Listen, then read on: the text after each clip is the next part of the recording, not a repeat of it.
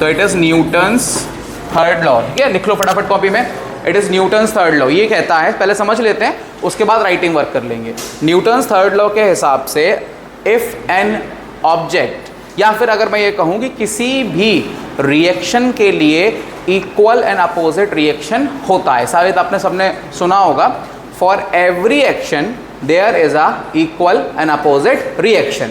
अगर हम किसी चीज़ पर कोई भी फोर्स लगाते हैं तो वो चीज़ भी हमें अपोजिट डायरेक्शन में उतने ही फोर्स के साथ रिप्लाई करेगी, ये कहता है न्यूटन्स का थर्ड लॉ।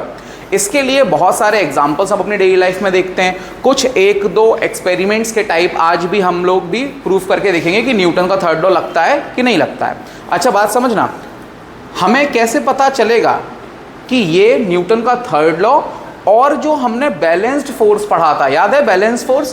देखो बैलेंस फोर्स में भी तो होता था इक्वल एंड अपोजिट फोर्सेस, और ये भी न्यूटन का थर्ड लॉ भी क्या कहता है, for every action there is a equal and opposite reaction. Balance force और थर्ड लॉ कैसे अलग है? क्योंकि जब हम लोग बात करते थे बैलेंस्ड फोर्स की, हमने कहा था कि मान लो एक टेबल है और उस टेबल पर एक बॉक्स रखा है।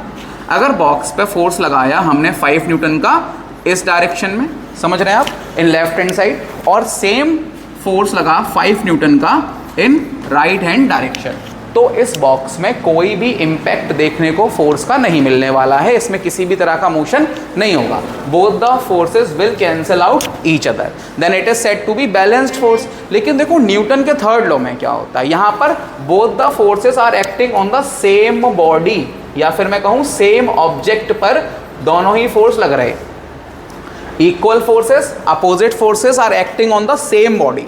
अब थर्ड लॉ में क्या होता है कि जो एक्शन फोर्स है वो किसी दूसरी बॉडी पर होता है और रिएक्शन फोर्स है वो किसी दूसरी, वॉकिंग भी न्यूटन्स थर्ड लॉ पर ही बेस्ड होती है। और भी बहुत सारे कई सारे एग्जांपल्स हैं, आपने बहुत सारे एग्जांपल डेली लाइफ में थर्ड लॉ के ज़रूर देख रखे हैं, जैसे कि जब हम अच्छा आपने कभी वो तो किए होगा, बर्थडे पे बलून फुलाए होंगे, बलून ब्लो किए होंगे बहुत सारे।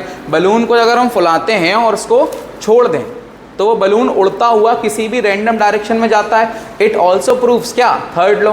कैसे, जरा चेक करो। बलून से जो हवा निकल, अपन करके देखते हैं, देखो है ना, अभी करके देख लेते हैं। मेरे पास कुछ बलून हैं पड़े हुए हैं, उनमें तुम देखना थर्ड लॉ तुम्हें बताना है कहाँ एक्शन लगा कहाँ रिएक्शन लगा। ये बलून है, क्या बताना है, एक्शन कहाँ है रिएक्शन कहाँ है। क्या कहता है third law, for every action there is a equal and opposite reaction. हर एक्शन के लिए इक्वल अपोजिट रिएक्शन होता है। अच्छा, एक्शन और रिएक्शन दो अलग अलग ऑब्जेक्ट्स पर लगते हैं। बैलेंस फोर्स में सेम ऑब्जेक्ट पे लगता है इक्वल एंड अपोजिट फोर्स, लेकिन जबकि थर्ड लॉ के हिसाब से एक्शन किसी दूसरी बॉडी पर लगेगा, रिएक्शन किसी दूसरी बॉडी पर लगेगा। अब जरा चेक करना, इसको मैं ब्लू करने वाला हूं,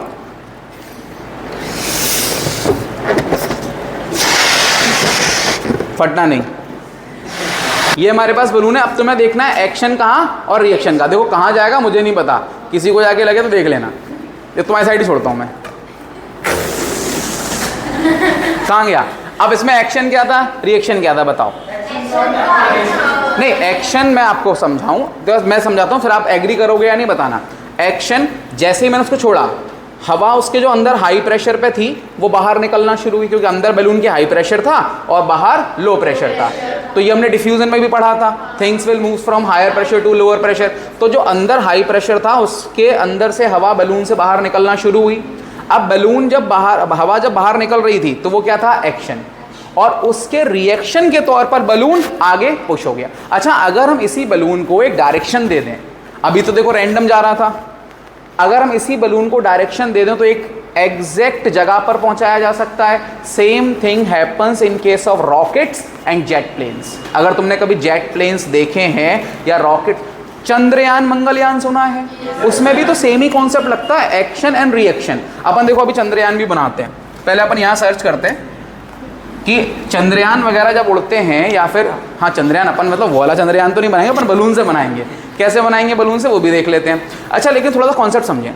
कभी आपने फाइटर प्लेन देखा हो या कभी आपने जेट प्लेन देखा हो, तो उनके पीछे से बहुत सारा ऐसा फ्लेम सी निकलती रहती है। या कभी आपने रॉकेट को टेक ऑफ करते हुए देखा हो, सैटेलाइट को कभी किसी को रॉकेट को ले जाते देखा हो, तो उनके नीचे से बहुत सारे फ्यूल्स जल रहे होते हैं, गैसेस निकल रही होती हैं। तो इसमें तुम्हें बहुत अच्छे से समझ में आएगा, जरा चेक करना रॉकेट में और जेट प्लेन्स में थर्ड लॉ कैसे काम करता है। जरा इस डायग्राम में देख के समझने की कोशिश करो, मेरे हिसाब से तो समझ में आ जाना चाहिए। हो क्या रहा है कि जब हम रॉकेट में फ्यूल बर्न करते हैं, देखो रॉकेट का फ्यूल ऐसा नहीं कि आपने पेट्रोल भर दिया उसमें, रॉकेट फ्यूल में शायद आपको पता है तो ठीक, नहीं पता है तो एक मिक्सचर यूज होता है hydrogen and oxygen, liquid hydrogen and liquid oxygen को मिला करके, और भी कई सारी चीज़ें होती हैं, उनको मिला करके एक फ्यूल तैयार करते हैं। और हाइड्रोजन की खासियत यह है कि बहुत ही हाईली फ्लेमेबल होता है, बहुत जल्दी जलता है और इसकी कैलोरीफिक वैल्यू बहुत ज़्यादा होती है। शायद मैंने आपको कभी पहले बताया हो कि अगर हम हाइड्रोजन को और पेट्रोल को कंपेयर करें तो 3 गुना ज़्यादा एनर्जी मिलती है सेम हाइड्रोजन जितना। अगर आपने लिया 1 kilo hydrogen and 1 kilo petrol, तो 3 गुना ज़्यादा एनर्जी मिलेगी किससे? हाइड्रोजन से, एज़ कम्पेयर टू पेट्रोल। तो रॉकेट फ्यूल में हाइड्रोजन एंड ऑक्सीजन वगैरह के मिक्सचर्स यूज़ किए जाते हैं और भी कई सारी चीज़ें होती हैं। अब होता क्या है, ये फ्यूल बहुत जल्दी जलते हैं, इनकी फ्लेमेबल कैपेसिटी बहुत ज़्यादा है, एनर्जी बहुत ज़्यादा प्रोड्यूस होती है।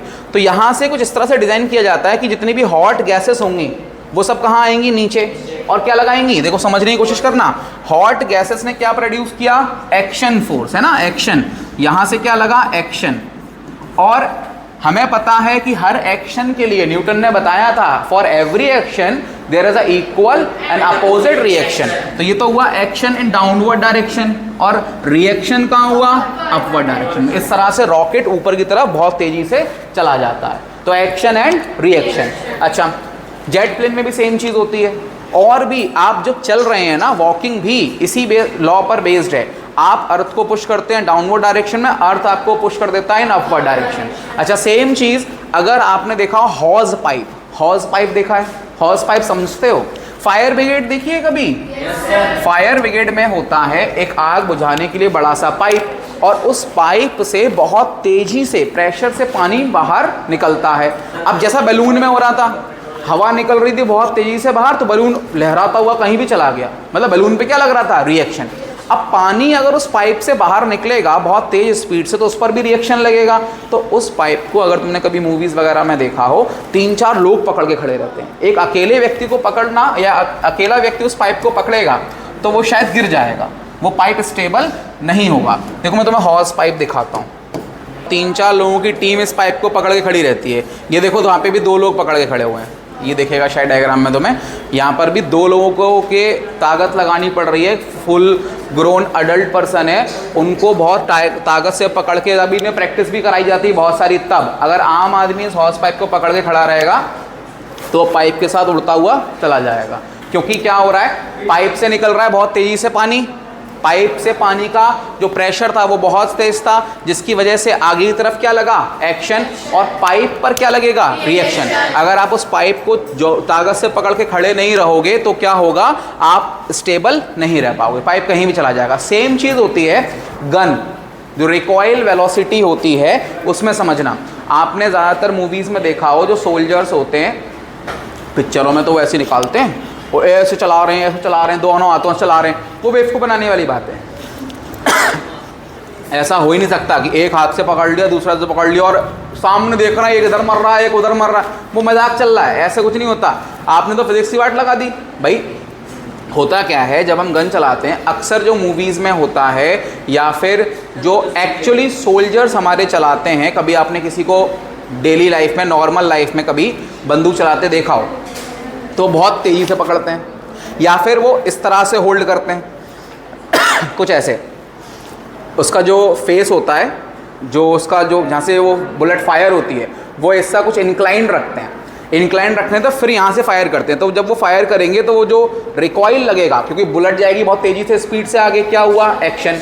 और पीछे क्या लगेगा? रिएक्शन। तो वो जब फायर होता है तो वो नीचे आता है, तो वो क्या होगा? या तो नीचे चला जाए तो झेल ले, क्या किया? टाइम बढ़ा दिया, टाइम बढ़ा दिया तो फोर्स कम हो गया। या फिर वो क्या करते हैं, अगर आपने कभी वॉर मूवीज़ देखी हो जहाँ फाइटिंग दिखाई जाती है, सोल्जर्स इन्वॉल्व होते हैं, आर्मी बेस्ड मूवी जो होती है, तो आर्मी वाले पर्सन ज़्यादातर क्या करते हैं, बंदूक को यहाँ पर होल्ड करते हैं, शोल्डर पर ऐसे, कि अब क्या होगा जब आप फायर करोगे ना, या तो वो स्टैंड लगा देते हैं स्टैंड लगा लेते हैं तो स्नाइपर बोलते हैं ना, स्नाइपर गन आती है, स्टैंड लगा कर तो वो स्टैंड झेल लेगा। या फिर वो क्या करेंगे कि शोल्डर पर रख लेंगे, अब वो फायर करेंगे ना तो एक्शन और पीछे क्या लगेगा, रिएक्शन, तो शोल्डर मजबूत है, ये झेल पाएगा उस रिएक्शन को। अदरवाइज पता चला कि निशाना हम कहीं लगा और रहे थे, मर बगल वाला गया, क्योंकि एक्शन रिएक्शन हो गया। आप मारना कहीं और चाह रहे थे और रिएक्शन फोर्स की वजह से वो बुलेट का डायरेक्शन चेंज हो जाएगा। मूवीज़ में जो दिखा रहे हैं वो तो बेवकूफ़ी है कि उन्होंने बिना देखे ही मार दिया, दोनों हाथों से बंदूक चला दी, ऐसा तो हो ही नहीं सकता,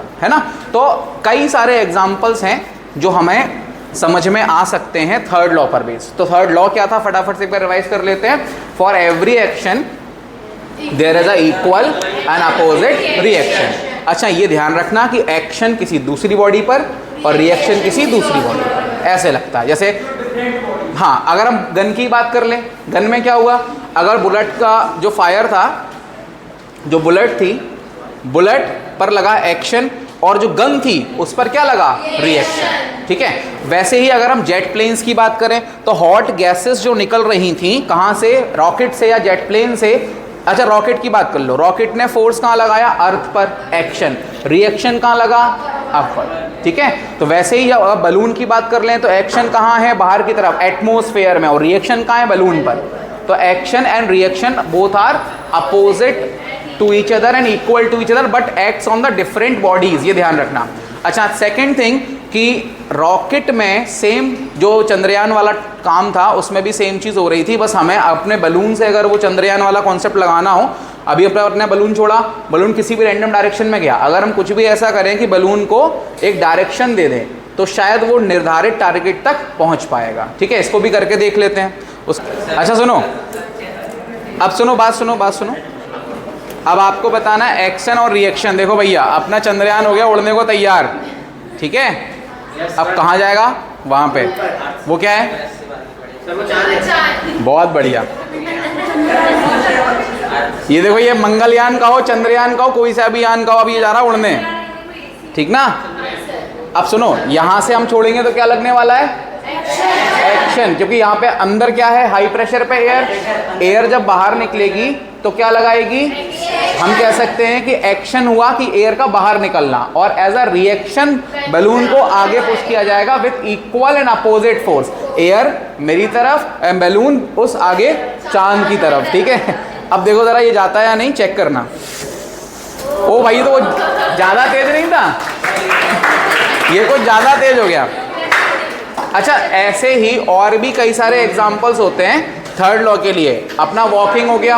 अच्छा, अगर मैं बात करूं examples of third law, any four, तो पहला वॉकिंग, दूसरा रॉकेट एंड जेट प्लेन्स, तीसरा रिकॉइल वेलोसिटी ऑफ गन, और चौथा हॉर्स पाइप, फायर फाइटिंग वाला हॉर्स पाइप, एंड दूसरा कोई, कभी आपने नाव में ट्रेवल किया है, बोटिंग, कभी बोटिंग की हो या कुछ भी, अगर आपने बोटिंग की है या मूवीज में देखी है तो जब भी कोई व्यक्ति नाव से बाहर उतरता है, even we have a diagram in NCERT also. अगर देखो, ये तो रिकॉइल वेलोसिटी की बात हो गई, ये दिख रहा होगा, ये हमने पढ़ा अभी कि हम लोग जब बुलेट को फायर करते हैं तो बुलेट जब आगे जा रही है तो वो मान लो एक्शन हुआ, और जो गन को पीछे झटका लग रहा है वो हो गया रिएक्शन।